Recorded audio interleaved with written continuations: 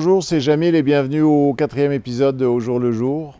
Alors tout d'abord, j'aimerais faire un mea culpa. Il y a quelqu'un copain qui m'a fait remarquer, Jamil, quand on regarde tes vidéos, on a vraiment l'impression que tu es un expert en permaculture. Donc, c'est faux.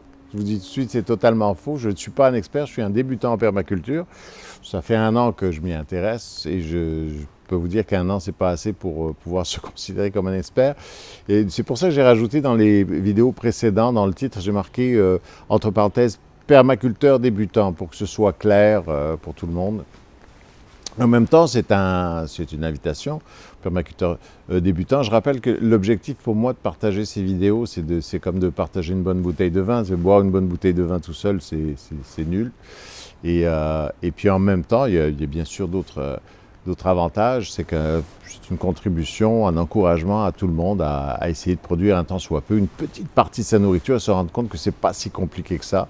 Par le fait de réapprendre à faire pousser quelque chose, on réapprend la difficulté et la facilité qu'il y a dans certains cas. Ça vous permet d'être beaucoup plus aguerri lorsque vous achetez des aliments. Savoir ce qu'ils goûtent vraiment d'ailleurs, hein, parce que des fois on perd la notion vraiment de ce qu'est une vraie carotte ou une vraie tomate. On l'a perdu, pas des fois, on l'a perdu cette notion-là. Et puis que un fruit ou un légume qui n'est pas parfaitement beau et impeccable ne veut pas dire qu'il n'est pas comestible et qu'il n'est pas meilleur qu'un autre. Bref, c'est sortir de tout ce système dans lequel d'alimentation, d'un système de vente et de profit à outrance dans lequel on nous a empêtrés. Pour moi, partager ça, c'est aussi mon objectif à la base, c'est l'autonomie alimentaire, si possible une petite autonomie financière. Et le calcul, il est simple pour ceux qui voudraient le faire, c'est que quand on parle de simplicité volontaire, on parle de réduction des dépenses, d'avoir besoin de moins d'argent. Moins tu as besoin d'argent, moins tu as besoin de travailler pour en gagner. Plus tu as du temps pour travailler à ta propre autosuffisance alimentaire et donc avoir encore moins besoin d'argent et être encore plus libre de ton temps, avoir du temps. Le temps, c'est probablement la chose la plus précieuse qu'on ait, c'est le temps, et on s'en rend compte de plus en plus. C'est pas normal de faire du 9 à 5 pour beaucoup d'entre nous, comme des zombies à rentrer métro, boulot, dodo. Ça n'a aucun sens. C'est quelque chose qui doit changer, à mon avis. Alors voilà pour ça. Je renfoncerai quand même, par la même occasion, le clou sur le gaspillage alimentaire. Je vous rappelle qu'au Canada, c'est 54% de ce qui est produit au niveau alimentaire qui est gaspillé entre le champ et l'assiette. Et c'est pas ce qu'on laisse dans nos assiettes qui est le pire, quoique c'est quelque chose à considérer. J'aimerais aussi mettre en garde et faire comprendre aux extrémistes, je ne suis vraiment pas un extrémiste écologiste, ceci, cela, je suis simplement un simple citoyen qui fait sa part et qui ne le fait pas dans l'extrême. Oui, j'utilise de l'essence, mais j'essaye de faire attention de ne pas trop en prendre. Oui, j'utilise de l'électricité, mais j'essaye de faire attention. Bref, avec la simplicité volontaire, déjà dès le départ, automatiquement, on réduit son empreinte carbone. Ça va avec.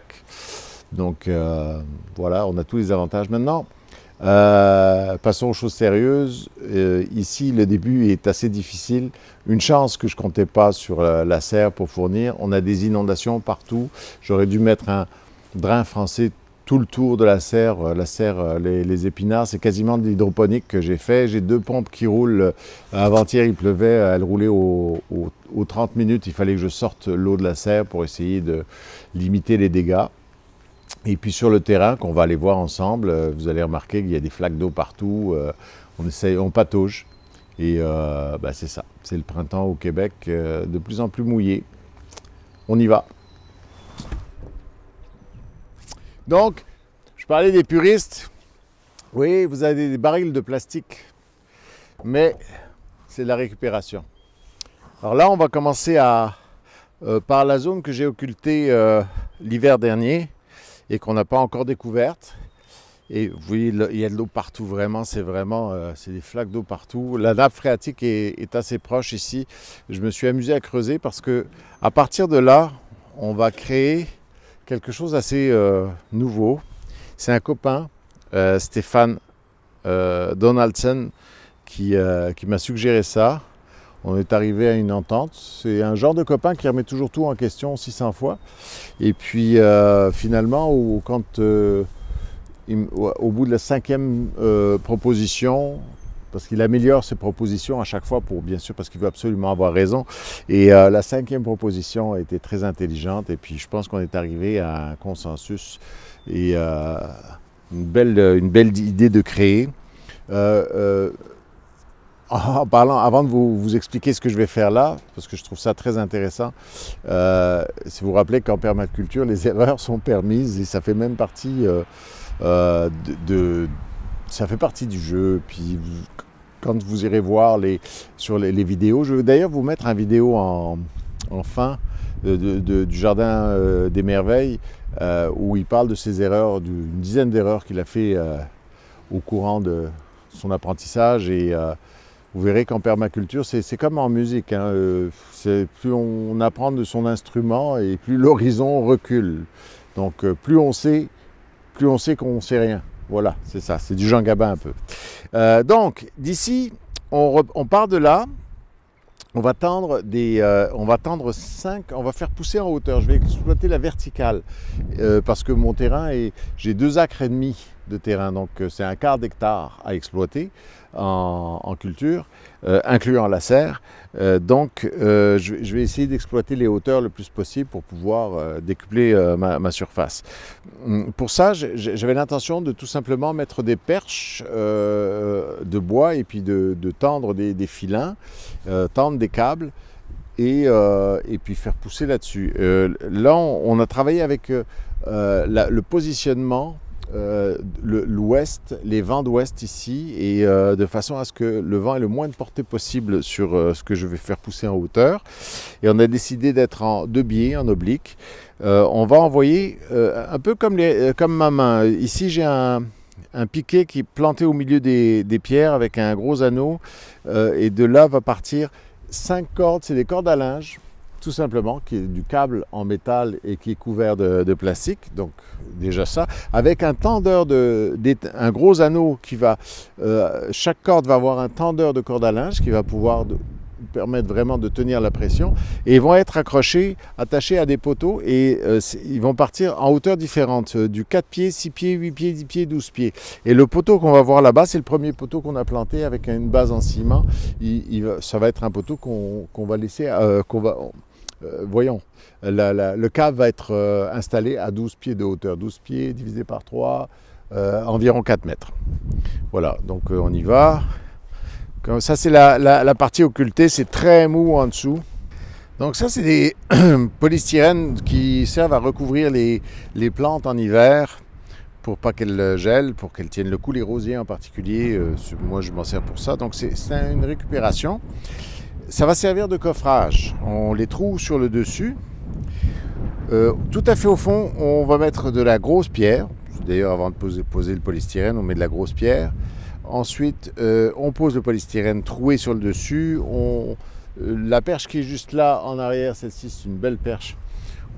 On va l'intégrer à l'intérieur en essayant de la mettre de niveau le plus possible. Ils sont assez lourds, hein, et on a réussi, lui, à le garder de niveau presque droit sans quasiment le tenir.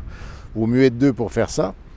Et puis ensuite, on coule un ciment plus compact au départ. Nous, on prend du ciment en sable directement, plus compact. Et après ça, on rajoute des plus petites pierres, des plus petits galets. Et on fabrique un ciment plus léger qui va plus facilement pénétrer entre les petits galets pour venir saisir le fond. Et ensuite, on enterrera le tout.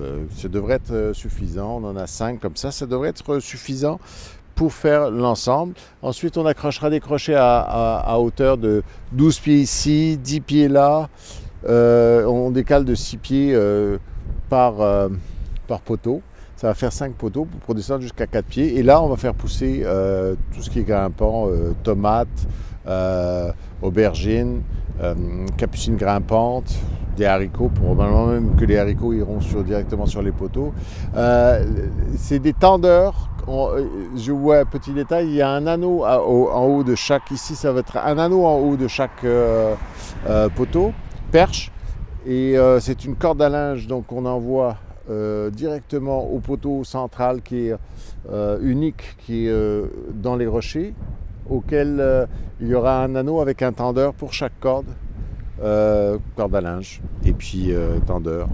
Et ça va permettre de garder la pression au fur et à mesure. On espère que ce ne sera pas trop lourd, mais des tomates, ça peut être lourd. Mais alors, une autre chose, c'est que pour pas que les tomates, et c'est ma crainte, vu qu'en creusant ici, j'ai remarqué que l'eau était à environ 12 pouces, pour pas que les tomates aient les pieds dans l'eau trop et que avec les courges qui vont pousser en dessous, prennent trop d'humidité, et bien sûr, on pense tout de suite au mildiou quand on parle d'humidité dans les tomates, dans n'importe quelle plante, on va utiliser une technique à partir de bottes de paille, et je vais vous montrer ça. Alors, dans une botte de paille à plat, j'y étais à la scie mécanique, j'ai commencé à creuser, c'est très dur, c'est vraiment très intense. Celle-ci, c'est une botte de paille mouillée. Je vais essayer une botte de paille sèche pour voir quelle est la différence, si c'est plus facile à creuser. Et une fois que ça va être creusé, je vais le creuser à peu près de un bon 10 pouces. Je vais remplir de terreau, fumier, et je planterai mes tomates là-dessus. Et je ferai des bottes de paille tout le long, avec le câble à la verticale qui va passer dessus. Ça pourrait être très intéressant et empêcher les tomates d'avoir constamment les pieds dans l'humidité. Bien sûr, on veut éviter trop d'humidité, le mildiou, c'est quasiment garanti. Et d'autant plus qu'en dessous, ce que je vais faire pousser, c'est de la courge.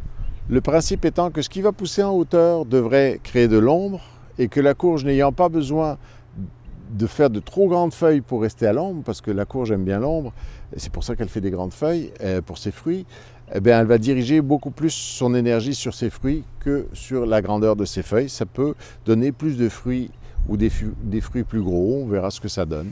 Mais le principe est là. Donc la moitié de cette surface va être utilisée comme ça, l'autre moitié, je ne sais pas encore. Là, on va aller voir le début des lasagnes, les nouvelles lasagnes qu'on a retravaillées. J'ai un petit truc intéressant à vous montrer. C'est encore cet ami Stéphane Donaldson, qui remet toujours tout en question, qui m'a donné un petit truc. Et je dois admettre que c'est pas mal. Alors ici, c'est principalement des vieilles bottes de paille qu'on a réussi à récupérer grâce au système que m'a montré Stéphane. C'est tout simplement un bâton de bois qu'on intercale entre les deux ficelles et on tourne, et ça crée une tension, ce qui permet de resserrer la botte qui, elle, s'est détendue à cause parce qu'elle composte, la botte de paille. Ça, ce sont donc les bottes de paille de l'hiver dernier. Elles sont gorgées d'eau. Et j'ai pu les réutiliser en grande partie. De temps en temps, si vous regardez sur les autres lasagnes, de temps en temps, j'ai dû mettre une nouvelle botte de paille. Ça m'a permis de mettre beaucoup moins de bottes de paille. Actuellement, à l'intérieur de ces lasagnes, on a mis principalement du carbone, des matières principalement carbonées. Il y a un petit peu de verre, mais pas encore assez. Il va falloir, j'aurai pas le choix que de tondre du gazon pour pouvoir avoir assez de matière carbonée. J'ai pas suffisamment d'arbres qui peuvent me donner du BRF. Et je vais en avoir quand même un petit peu. Peut-être qu'on va m'en apporter. J'ai peut-être des copains qui vont m'en apporter du BRF. Là, vous remarquerez, c'est l'ail qui a été planté dans le terreau des lasagnes de l'année dernière. Donc, j'ai eu la bonne idée de buter. Je me demandais si je devais le faire. Et en enlevant les bottes de paille de chaque côté du coffrage, je me suis rendu compte que la terre en dessous des bottes de paille était extrêmement fertile. J'ai triché un peu et j'ai buté. Et j'ai bien fait de le faire parce que l'eau est tellement haute que mon ail serait baigné dans l'eau, et ce qui n'est pas le cas. Et mon ail se porte quand même assez bien. Tiens, celui-là a un petit peu de mal à ouvrir. On va l'aider. Voilà, c'est fait. C'est ça, les 1500 têtes d'ail se portent très très bien. Ça, de ce côté-là, on est très heureux. On va aller voir de l'autre côté les jardins. C'est au stade 0 encore. Alors, comme vous pouvez le voir, il y a de l'eau partout. Les bassins sont à ras-bord. Même les ponceaux sont quasiment débordés au-dessus des ponceaux. J'ai jamais vu autant d'eau. La rétention d'eau est bonne. Pourtant, j'ai rien mis dans le fond. Normalement, il n'y a que le troisième bassin qui retient relativement bien l'eau. On a de l'eau partout, bref. On a commencé à nettoyer. On a retrouvé des pensées qui sortent. On a repiqué quelques petites affaires, quelques autres pensées. On a les jonquilles qui sont là. On a des géraniums qui sont là. On a petit peu de tout. On n'a pas vu les soucis rejaillir, donc j'ai bien l'impression qu'on va devoir en replanter. On a les pivoines qui sont très bien sorties, on les avait mis l'an dernier, les pivoines qui sont à mes pieds ici. Elles ont été transplantées l'année dernière. C'est une amie qui a vendu sa maison et en rénovant dans le jardin, ils étaient obligés de s'en débarrasser. Donc j'ai réussi à les récupérer. J'ai des iris aussi qui s'en viennent. Les saules pleureurs, ils sont enchantés de toutes ces taux, tout va bien pour eux. Les hémérocales sont toutes sorties, ça va être le temps de séparer les hémérocales. Et puis je n'ai pas lâché à chose importante, je confine un petit peu les poules et les canards parce qu'ils aiment bien mes hémérocales et ça m'énerve. Ils les bouffent. Alors je suis un petit peu embêté, j'espère que le plan un petit peu des canards, c'est sûr que j'aime le canard, mais le plan avec le canard, c'est qu'il s'occupe des limaces. Et j'espère qu'ils vont s'occuper plus des limaces que de s'occuper de mes hémérocales. En tout cas, là, ils n'y ont pas touché, c'est déjà ça. Ce qui me fait peur avec les poules, c'est dans les jeunes pousses, quand elles grattent la terre, qu'elles abîment. C'est plutôt ça. Alors que le canard, lui, il fouille avec son bec, il abîme pas trop. La seule chose, c'est qu'il mange du verre. On continue. Là, j'ai le kiosque qui est presque terminé.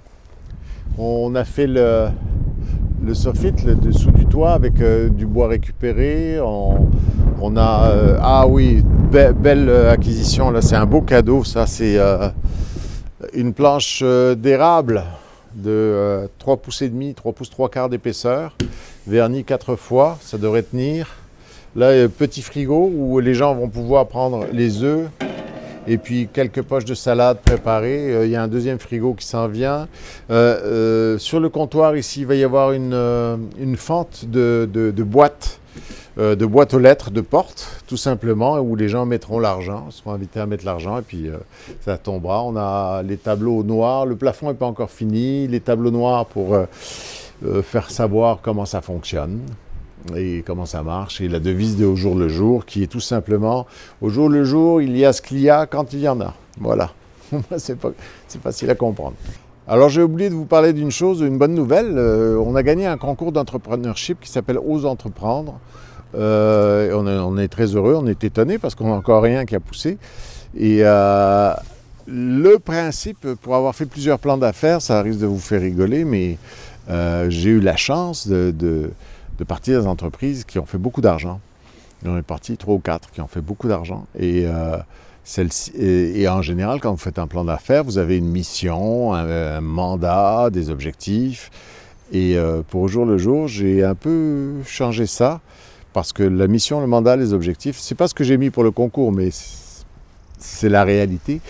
Mission, mandat, objectif de Au jour le jour, c'est de me rendre heureux. Point à la ligne. Donc, quel que soit le chiffre à la fin de la colonne, à la fin de l'année, si je ne suis pas heureux, je suis déficitaire. Ça s'arrête là.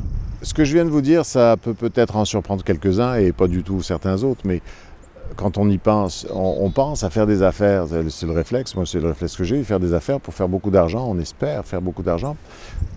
L'argent, trouver le truc qui va nous faire beaucoup de cash pour se payer tout ce qu'on veut, devenir heureux.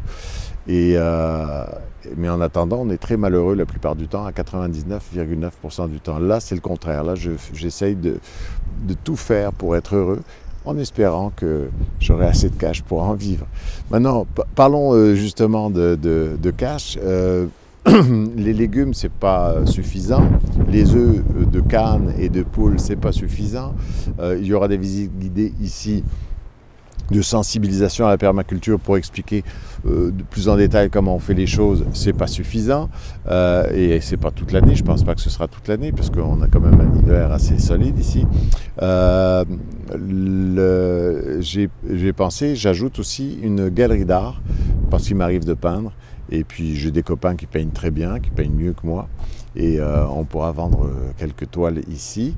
Alors on va se diriger vers la future galerie d'art. C'est vraiment dans un état lamentable pour l'instant, mais on a commencé à faire les travaux. On a passé un coup de balai pour que ce soit un peu joli. Par la même occasion, on est en train de passer devant les perches, ce qui va nous servir de poteau. C'est mon voisin qui a taillé ça dans son bois. Donc c'est des perches dont on va se servir pour travailler toutes les hauteurs. toutes les cultures en hauteur. Là, je vous ai montré première culture. Je vais faire des trépieds aussi, comme des tipis dans le fond, pour faire grimper toutes sortes de choses, des haricots, etc. Alors pour les puristes, voici un tracteur. Je fais 3 pleins de 25 litres par année sur la surface que j'ai. Ça, c'était l'année dernière. J'ai fait 3 pleins de 25 litres. Donc j'ai utilisé 75 litres et puis j'ai utilisé à peu près 20 litres pour ma scie mécanique. Au moins que ça. 15 litres pour ma scie mécanique. Donc j'espère réduire ça, mais c'est vraiment nécessaire. Surtout que je suis ici seul, ou la plupart du temps. Donc c'est un outil qui est nécessaire. C'est une tondeuse à gazon qui sert de tracteur. Voilà, donc on y va, là c'est le bordel, hein, mais on y va. Bon alors voici les lieux, c'est le bordel, ça va sauter. Je suis content de vous le montrer dans cet état pour qu'on puisse voir après. Et puis en même temps c'est un souvenir pour moi de voir comment c'était. C'est déjà pas mal nettoyé, ça n'a pas l'air, mais c'est déjà très nettoyé. Il y avait énormément de toiles d'araignée. Tous les morceaux de bois ici, c'est une grande centenaire. Donc le bois a été équarri à la main, on le voit ici, ça a été fait à la main. Et puis, il y a beaucoup d'écorce encore à enlever. Je suis étonné d'ailleurs qu'ils aient laissé de l'écorce à enlever. Les clous, il y a des clous, plein de clous qui ont été plantés. C'est impossible à enlever. C'est impossible. On a essayé. J'ai voulu le faire au grinder. Et ça faisait tellement d'étincelles que ça m'a foutu la trouille. J'ai eu peur de foutre le feu. Ça fait qu'on va les peindre et puis ça va rester là. On s'en fout. Les fenêtres. La fenestration est quand même, la lumière du jour est très belle ici, puis on a vérifié encore hier à 4-5 heures d'après-midi, c'est encore très beau. On avait des planches pourries sur les côtés, on les a enlevées et finalement on a enlevé les planches tout le long qui étaient pourries. Ça fait des puits de lumière qui sont très intéressants. On va sûrement refaire un autre puits de lumière ici. On a récupéré des fenêtres thermos qui vont nous permettre de le faire. Voilà, ce sera une galerie juste pour l'été. Et puis on voit les futurs topinambours ici à travers la fenêtre. C'est de la topinambour ça, monsieur. Pour le prochain épisode, j'espère que je pourrai vous montrer quelque chose de plus fini avec des toiles accrochées pour qu'on ait un petit peu... C'est ça, donc je pense que pour cet épisode-là, j'ai fait le tour. La suite au prochain épisode et à très bientôt. Si vous avez aimé la vidéo, n'oubliez pas de mettre un petit pouce en l'air. Si vous avez des commentaires à faire, faites-le. Si vous êtes un extrémiste écologiste et que vous voulez faire des commentaires négatifs, je vous encourage à vous abstenir parce que c'est totalement inutile en ce qui me concerne. Vous n'arriverez pas à me faire changer, pas à mon âge. D'ailleurs, tiens, parlant de mon âge, je m'en vais vers mes 60 ans le mois prochain, au mois de mai. Donc voilà, jamais trop tard pour changer et pour essayer de s'améliorer. Bonne chance à tous et faites pousser quelque chose juste pour le plaisir. Amusez-vous à faire ça. Je vous laisse quelques liens intéressants si vous aimez naviguer et voyager. Et puis le soir, vous pouvez peut-être remplacer un Netflix par un petit voyage comme ça sur YouTube avec toutes sortes de petits reportages, de petits documentaires, de trucs intéressants, enrichissants. Ciao, à bientôt.